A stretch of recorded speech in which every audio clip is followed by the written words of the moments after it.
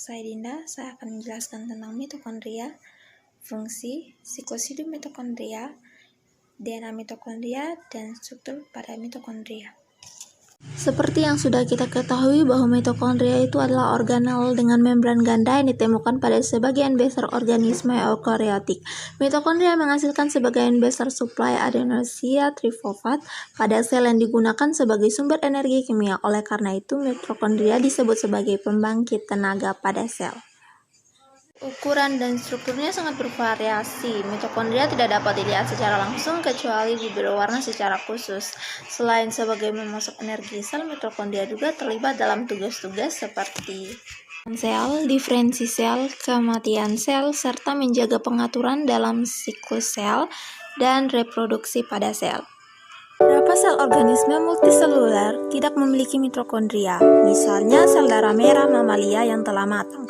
Sejumlah organisme bersel tunggal seperti Microporidia, Parabatista, dan Diplomodat telah bereproduksi atau mengubah mitokondria sendiri menjadi struktur lain. Hingga saat ini hanya satu eukariota Monokermonoides yang diketahui tidak memiliki mitokondria sama sekali. Selanjutnya adalah fungsi. Jadi peran utama mitokondria ini sebagai pabrik atau yang memproduksi energi sel yang menghasilkan energi dalam bentuk ATP. Sedangkan fungsi pada tubuh yaitu untuk memproduksi energi untuk membantu sel tubuh agar terus hidup. Selanjutnya adalah siklus hidup. Mitokondria dapat melakukan replikasi secara mandiri seperti sel bakteri. Replikasi terjadi apabila mitokondria ini terjadi terlalu besar sehingga melakukan pemecahan.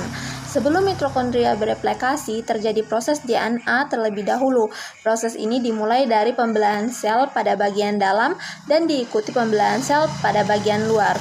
Selanjutnya yaitu tentang DNA mitokondria.